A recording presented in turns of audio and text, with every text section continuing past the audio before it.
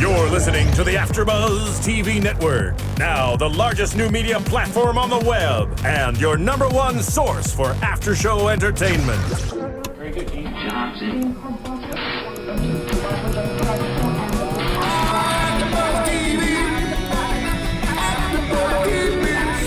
The AFTERBUZZ Studios in Los Angeles, California. Presented by Maria Menounos and streaming live thanks to Akamai Technologies. This is AFTERBUZZ TV's Revenge After Show. We'll break down tonight's episode and get you all the latest news and gossip. And now, another post-game wrap-up show for your favorite TV show. It's AFTERBUZZ TV's Revenge After Show. To another after show. Was I on? I think what they missed was welcome, ladies and gentlemen. Well, there you go. I have to That's restart important, that. yeah. I gotta welcome all the fans because you fans are who we do this for. Welcome to another edition of Revenge, the AFTERBUZZ TV After Show, Season 3, Episode 19. Allegiance? Allegiance. We pledge allegiance to revenge. No Roxy Strider tonight, just good old Phil Svitek and good old Anna Koppel for mayor. Here we are. One day, Phil, you joke about that, but one day you'll see. All of Los Angeles. Hey, I mean, Conrad completely switched business careers from one to wanting to be a governor. Now he's getting into the press. So, hey, you know what? To each his own. And Anna's already writing notes. But tonight, let's open up with Javier.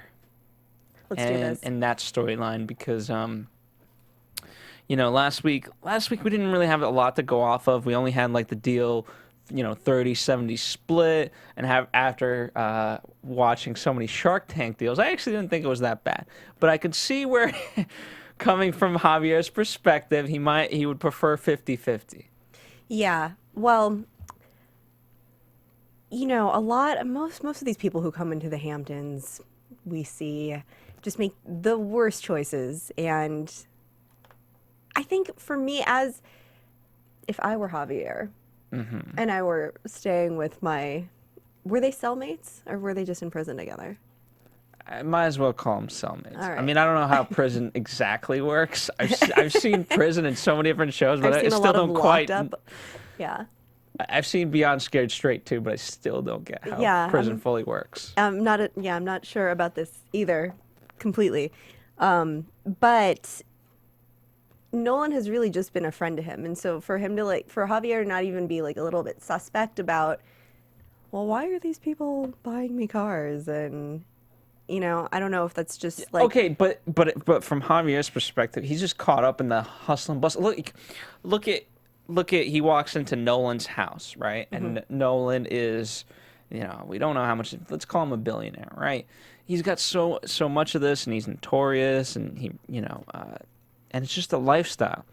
And so, yeah, of course he's gonna want to feel the same way. And when Charlotte says to him, "Why be next to Nolan when you could be Nolan?" That really got the gears turning. Right. But I did like how he did have the wherewithal to say, like, you know what, Nolan, he's not just a friend. And he did, in his own weird way, give Nolan that last chance to say, hey, are we partners in on this or no? And then after that, it was what it was. But I feel like Nolan expressed real concern for him and drew up new contracts, right? I mean, it's true. It's just... it's sometimes, again, it's so easy to fall into that falsehood of, okay, here's a car, here's this, versus like, okay, true friendship. And what's the real motive? Yeah. Well, but he obviously trusted him enough to stay at his house to like give his parole officer Nolan's address. Like, I don't know. I just feel like he's just being a really crappy friend right now. He is, but he's loving Charlotte. Right. He loves what Daniel and them are giving them. The app is not quite ready, or I'm going to call it an app. Okay. Software for the sake of discussion, whatever you want to call it. Now, insofar as we know, it's representative of who. So if I'm not with you every single moment, Anna, I could be with you every single moment. For those of you listening, I'm pointing to my phone. Yeah, he's also like flashing his credit cards into the camera, which is, I think, not wise. But here's where I think this comes into play. A, it's not ready. We know that it's not ready, Right. according to Nolan. B, if you can find out so much information, imagine how much evidence could be spilled. Right? Because does this app really know Victoria Grayson? Does this app really know Conrad Grayson? If so, to what level and how can we use it? These are all really good questions. And do you think there's a little bit of a message here, like a social media message? The kind of information that people can get on you and how it might be used? Or do you think it's just a convenient plot device? I don't think it's a commentary by any means in that regard of like why you should get away from social media, especially when underneath you have #revenge, so people Right. you clearly want to tweet the show. I don't think it's that at all. I think it's just a clever way to I think it's clever commentary for the character. And I also think we haven't seen the full extent that this is going to damage a lot of people. Fair enough. Because already today, right? Just take it on a minutia level, right?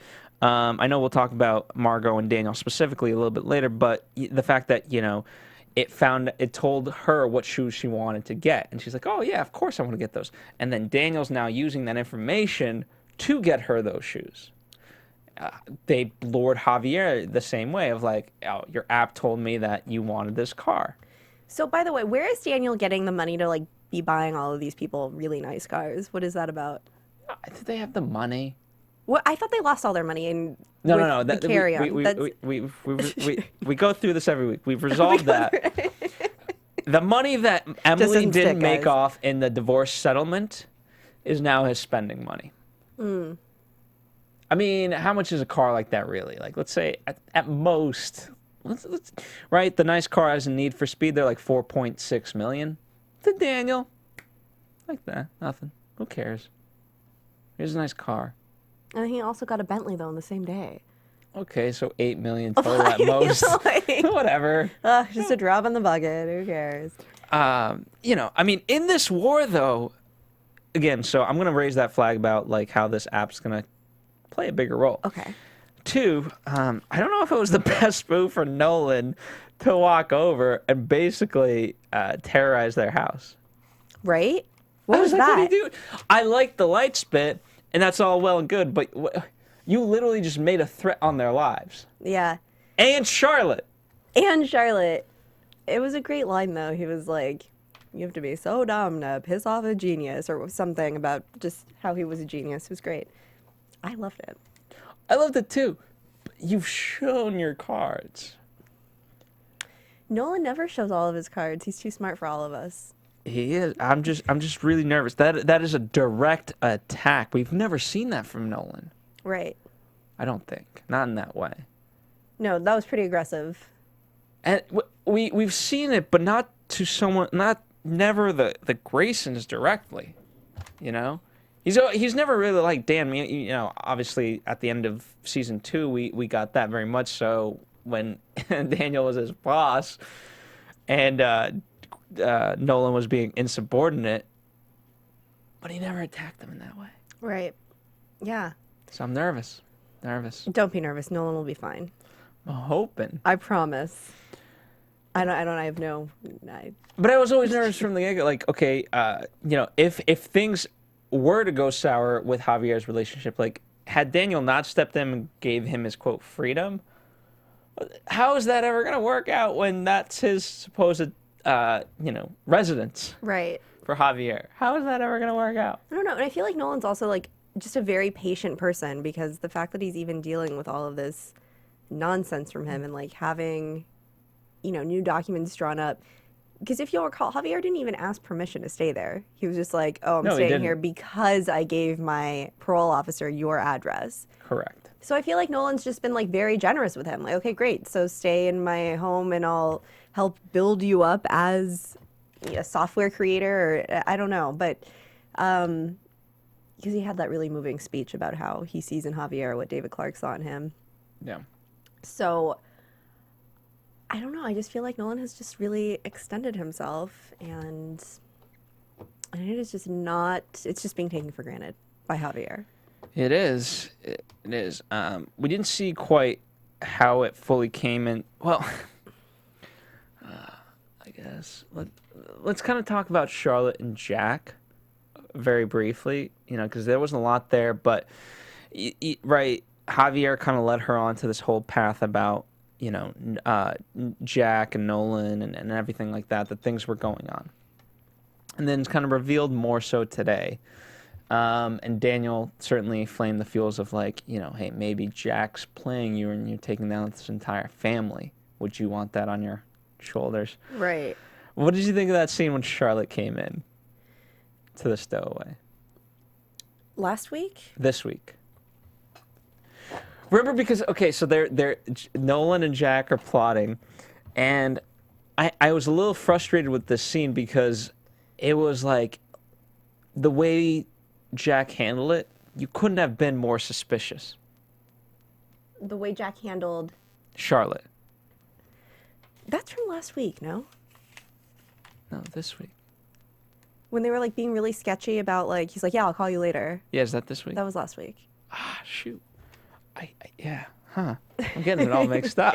It's okay though, but is it? I think the question of we get mixed up on the show, and that's okay, and that's why we take calls and interact with fans. But I just saw last week's episode again, hours before this, so I'm getting the two. That'll happen. I think that the question of Charlotte is a good one, and I think maybe that's something that we can talk about. We can talk about it now or in predictions, but let's talk about it now. Let's talk about it now.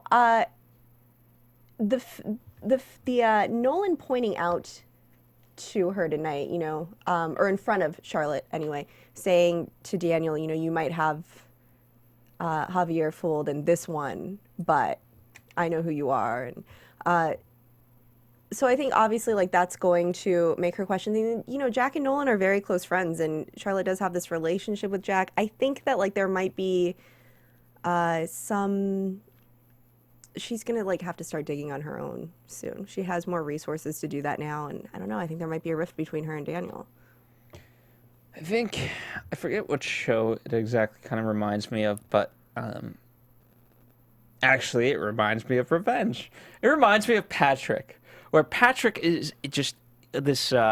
He finds out a little bit of information, and then he goes headstrong towards that information, whoever it may go against.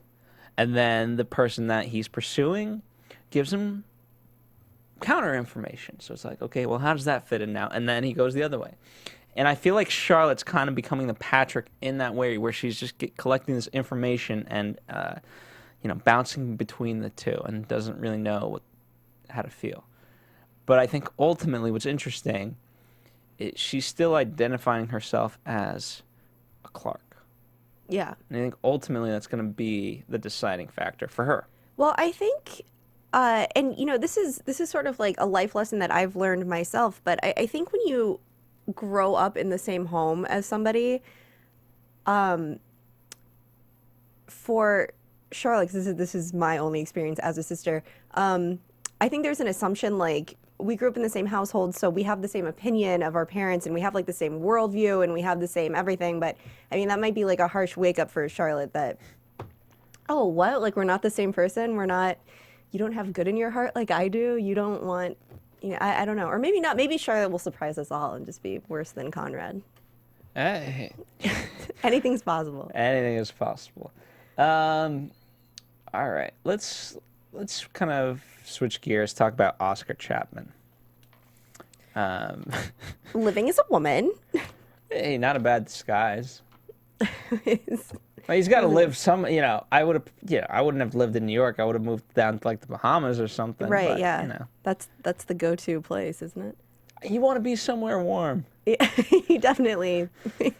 Anyway. There's no reason to be that cold. I really like Aiden and Nolan working again together. Yeah.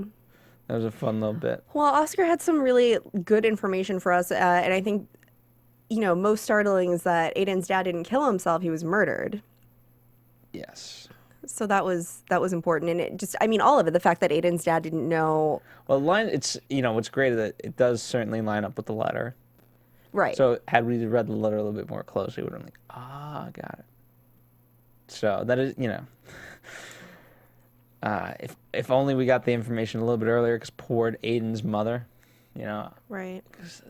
You know, sometimes we forget about Aiden, but you know, unlike Emily, who is kind of affected emotionally by all of this, I feel like Aiden is the more feminine of the two in that respect, that it hits more home for him. If that makes any sense. No, elaborate.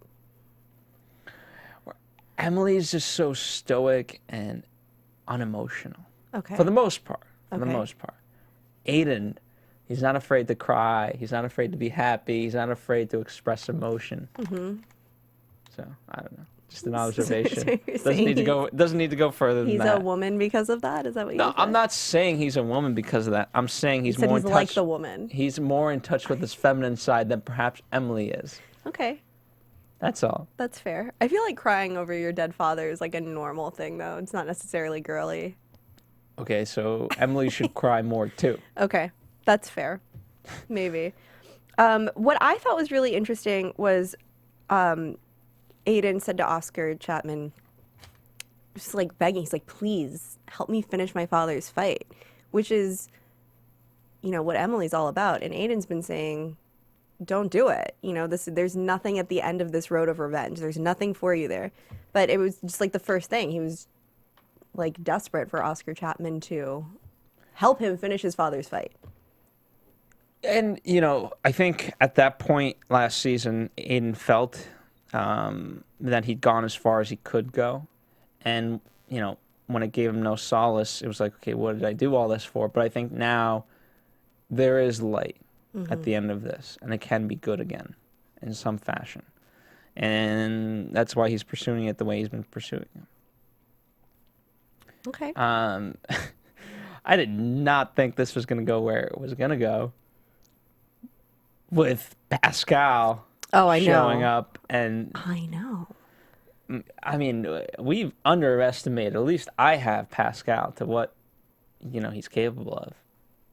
I have not underestimated him. I think Okay, so when he started comparing himself to Conrad, remember he did that last week too. He's like, everybody fears my name now, just like they used to. But I fear don't yours." but I don't think Conrad. When was the last time we saw Conrad actually kill someone? I understand, but I still.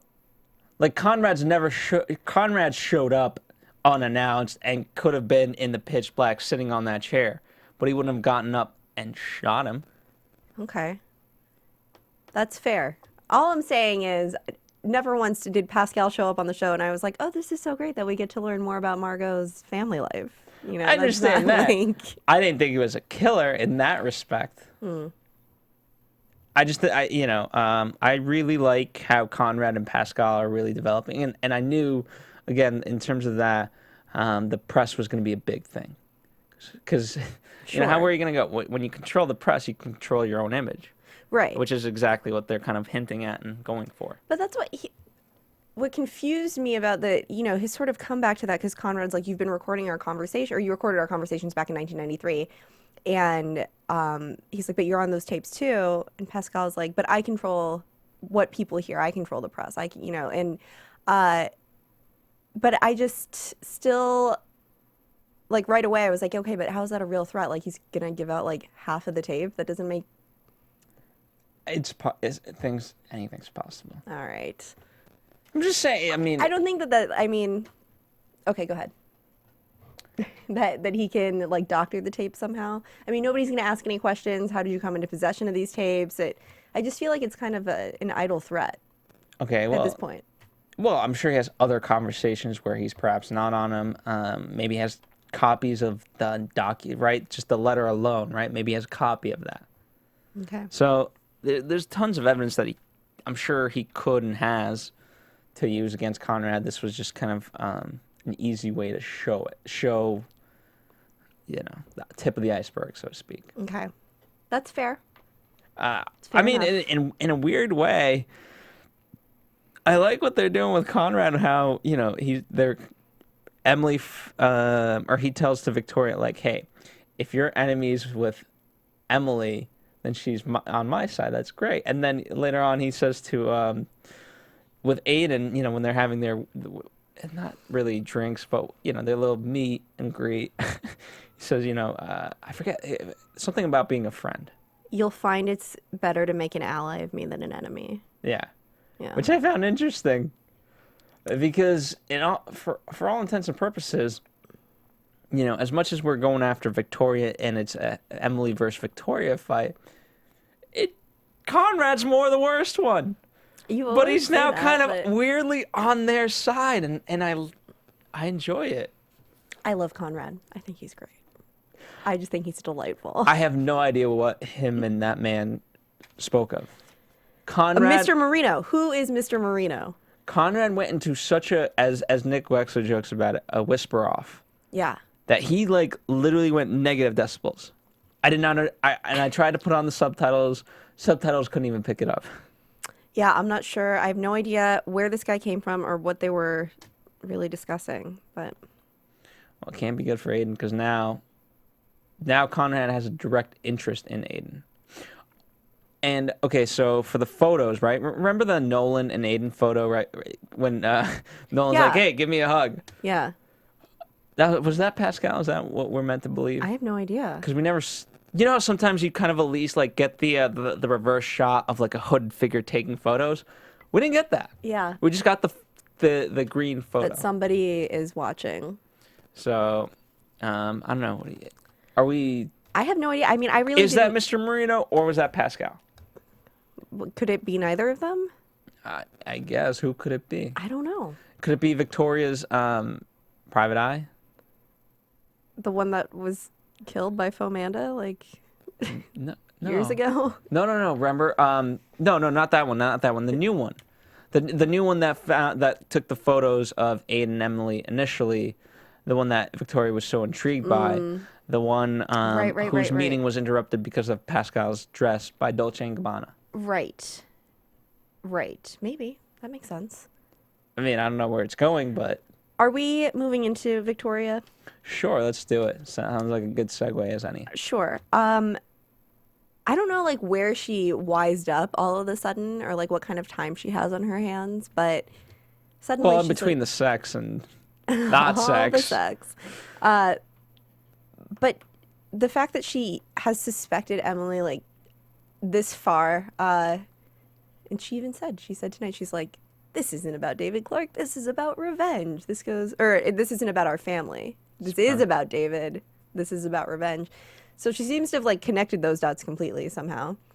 And you enjoyed the marker, Phil. Is it? I did. Because here's the thing. I don't know if there's no way we can end this revenge path at the end of season 3, or maybe we can. I don't know. But the fact that they're head to head, and again, the same exact stuff that Emily has to try to use against the Graysons is the same stuff that Victoria is using to figure out what is going on with Emily. And I love that they're now equals. Right. And, and Emily, let's talk about, I guess, about Luke Gilliam. She kind of lured Emily into that aspect because, she's the one who gave him the award or whatever. She's the one who lured him back into the Hamptons and thinking that Emily would bite the bait, and she kind of did. Yeah. And Emily thinks she's on top. So I don't really know who's on top quite yet. Right. My gut instinct is to say right now, Victoria's on top. Okay. Because she seems to know more of the plan versus Emily. Right. Well, the fact that Victoria has, these suspicions up to this point and then, now also brings in somebody who can be used as a plan. I mean, her plan here is getting pretty sophisticated, I feel. Victoria's.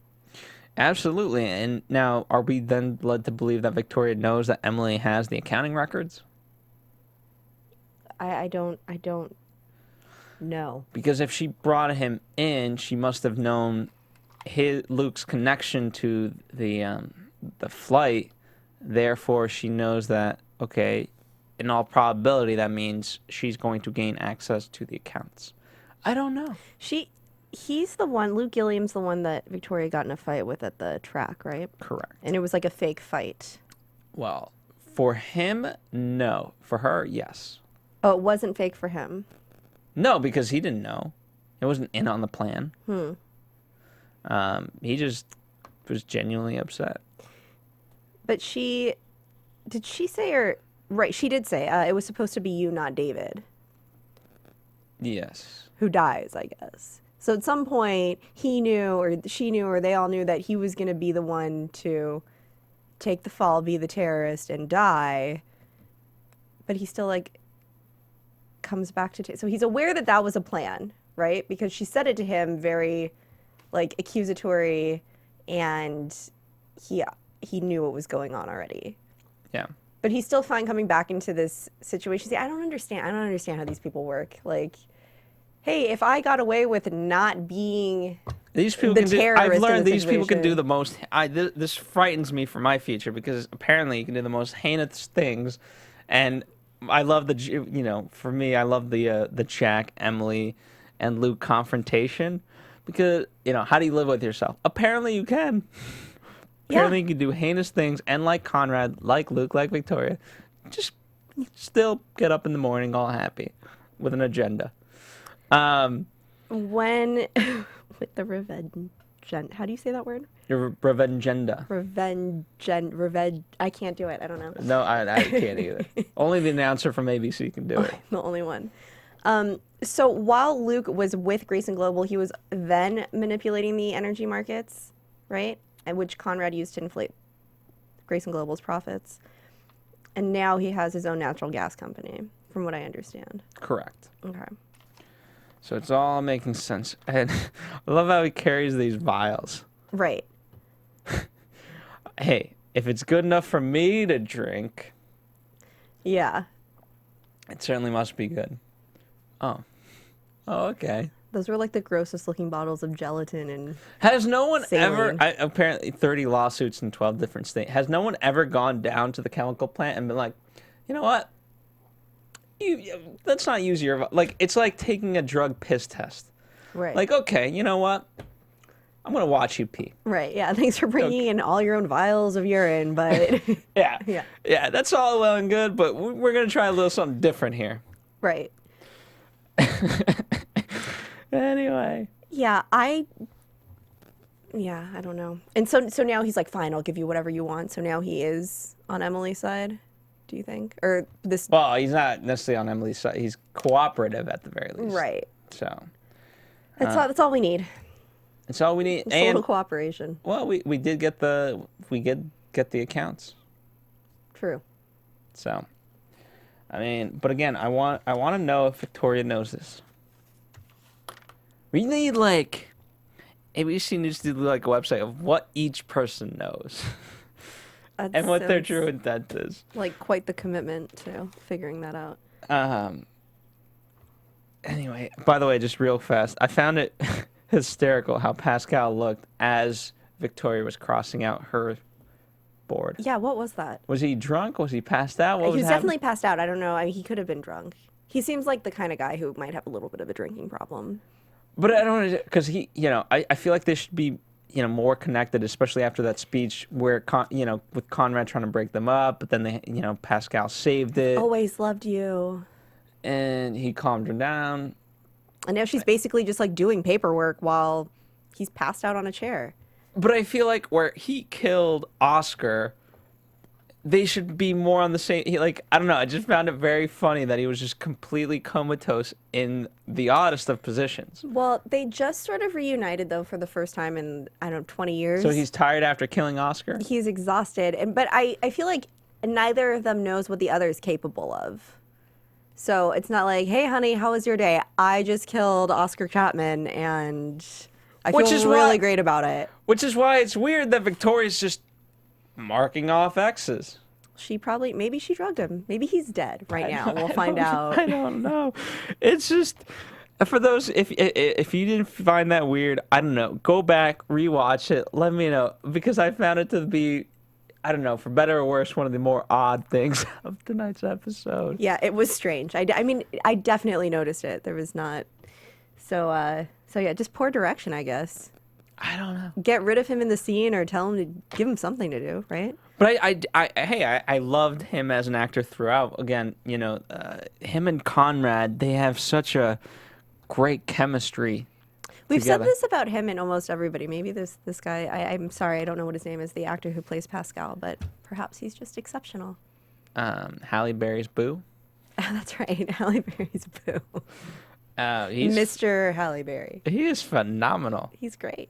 Let's talk about the blossoming romance of Daniel and Margot and the de-blossoming of Jack. Right. Well, so first of all, I'm just so glad that they broke up. Like, I'm glad Did that's over. they? Yeah, totally. No? Officially. I feel like they did. No? Because I don't know, he's like, look, Margot, I love you, but I can't even look at you right now. You think that's not like grounds for... That's like, we're not talking tonight. And he told, okay, listen, I have a boyfriend, we get in fights, and like, I'll tell him we're not talking right now, but I've never been like, nor would I ever say, I can't even look at you. Like, you disgust me. It's terrible. That's not going. And he told Emily, like, we're not going to make it. And she's like, oh, really? That doesn't mean we're broken up. Like, I feel like they're both sort of, they're like innocently, maybe not so much flirting with each other in that scene. I don't know. I think, well, because Stevie did remember when she was she was hammered, she did say like, "Hey, maybe you do like her." Yeah. And I think Jack's like, "Maybe I do like her." Yeah, he's another one that's just so easily. I mean, they're sharing wine, going over the plans, and you know, the first kind of act break, I believe, was like, "Okay, so we're doing this." Yeah, we're doing it. Oh, we're doing it And then the together. revenge music hits. So like, they're definitely developing they're rekindling. Yeah. So I ain't mad. And he has a completely different look. By the way, like check him out season 1 look I of know. Jack to season 3. I know. Well, while we're talking about this, I was going to mention it in News and Gossip, but there's a Twitter account, Jack Porter's Hair, that I really feel like everybody should follow. Nick Wexler follows it himself, so Jack must Porter's be Hair, good. you guys. Knows faces, no. Hey, it's good hair. It's a great hair. I can't argue with that but hair. I really do like this haircut better than I did. I feel like it was very shaggy before.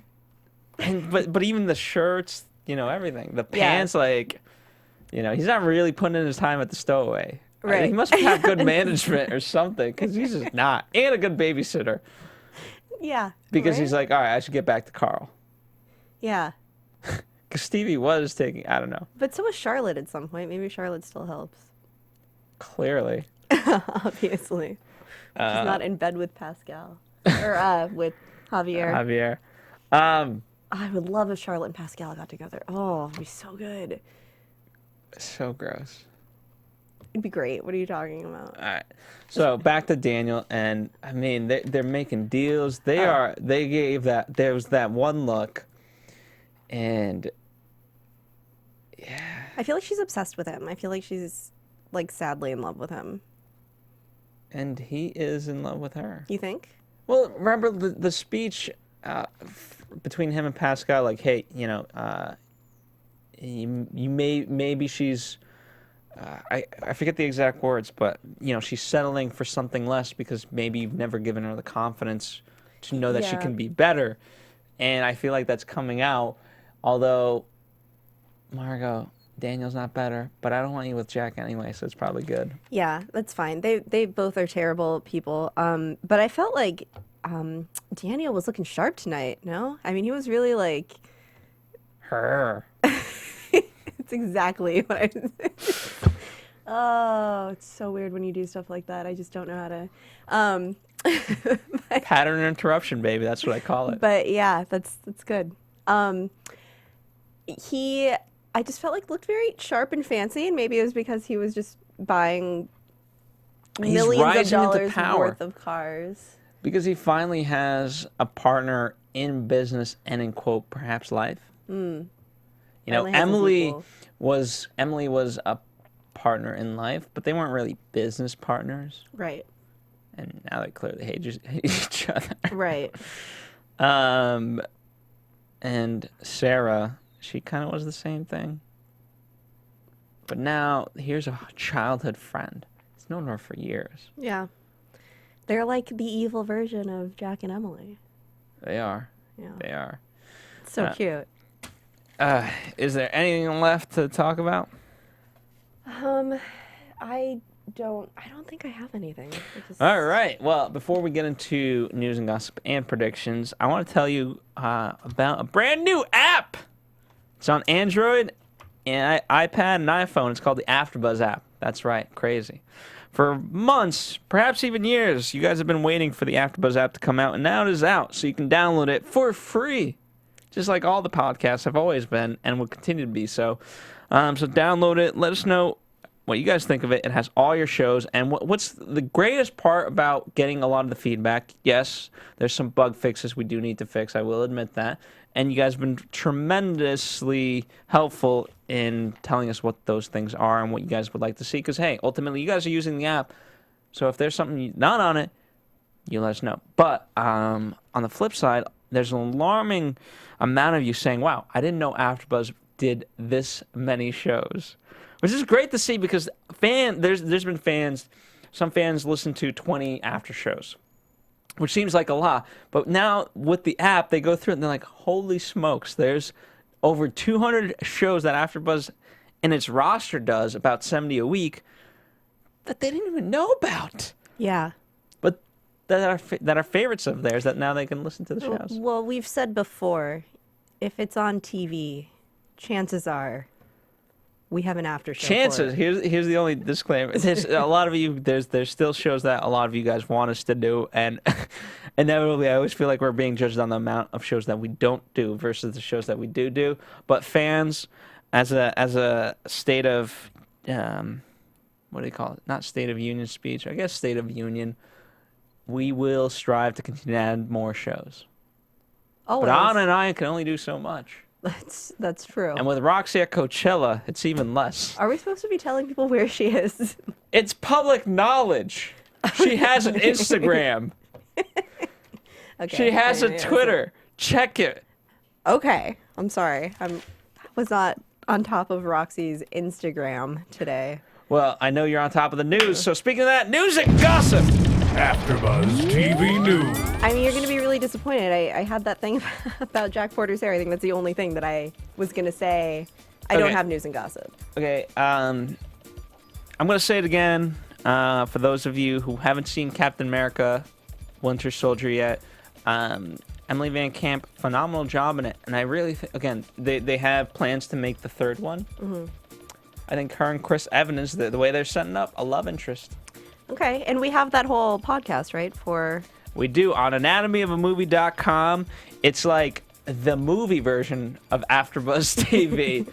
It's called Anatomy of a Movie. We dissect for an hour and a half the full movie. We get into everything. We don't do it from a critical standpoint of like, oh, the movie is great, the movie sucked. No, we dissect it from a scientific. We go over the acting, and I sat in for about 20 minutes and learned so much. Awesome. So look for that. On anatomyofamovie.com. Another show you guys should be checking out, Chasing Maria Menounos, because it's going to have AfterBuzz in this episode. That's Tuesday night, Oxygen, 10 p.m. Definitely check it out, because if it wasn't for the stuff that happens in this episode, AfterBuzz might have been shut down. Really? Really? Oh, I didn't know that. Well, check it out. Why? Okay. All right. Check it out as to why. Again, Tuesday, Oxygen, 10 p.m. By you guys helping support that show, it really does actually help AfterBuzz. So without further ado, let's get into predictions for the episode 2 weeks from now. And now, your AfterBuzz TV predictions. All right. Wedding? Whose? Apparently Pascal and... Victoria. See, my prediction is that Pascal's going to die soon. Why? So it's a prediction, Phil. Does Conrad's retirement of Pascal literally mean the retirement? The fact that he is so he's kind of a little bit of a gangster, right? He just goes in and handles that stuff by himself. He's he heard there was trouble. He's going to go and kill this guy right now. I just feel like that puts you in a little bit of a danger zone, no? In general? Plus Victoria can't be happy. I mean, I think this is week 2 where we haven't had a party. Right. Just pointing that out there structurally. So it's good that we have a wedding That was the most oddest preview, I think, because it almost seems like it's coming out of... I mean, granted, they're so in love, apparently, that a wedding isn't the most out-of-the-blue thing. But then how it's handled and the things that are kind of intertwined with it, of all this revenge stuff, I don't know. I don't know how to handle it. I don't know where this is going. I'm not... Well, we'll Because see. had you asked me, if I had not seen the preview, where revenge was going... none of it would have been towards that. I didn't see the preview. Oh, okay. But the previews are always, like, so confusing anyway. I understand that, which is why this was the most confusing to me, because I was not expecting to go this way. Anyway, we're back in 2 weeks, so we all the ABC shows apparently next Sunday have a week off for whatever reason, but we'll be back in 2 weeks. More revengier, more sexier, and at the same time, though. So we'll Same be back. time. Same time, 2 weeks, sexier and revengier. that's right. We'll see you 2 weeks from now. And in the meantime, Koppel for Mayor. And follow me at Koppel for Mayor. Follow us here on AfterBuzz TV on Facebook, Twitter, and Instagram, and Roxy Stryer on At Twitter, Roxy Stryer. Roxy Your World on Instagram. And yeah, that's it for us. From executive producers Maria Menounos, Kevin Undergaro, Phil Svitek, and the entire AfterBuzz TV staff, we would like to thank you for listening to the AfterBuzz TV network. To watch or listen to other after shows and post comments or questions, be sure to visit AfterBuzzTV.com. I'm Sir Richard Wentworth, and this has been a presentation of AfterBuzz TV. Buzz you later. The views expressed herein are those of the hosts only and do not necessarily reflect the views of AfterBuzz TV or its owners or principals.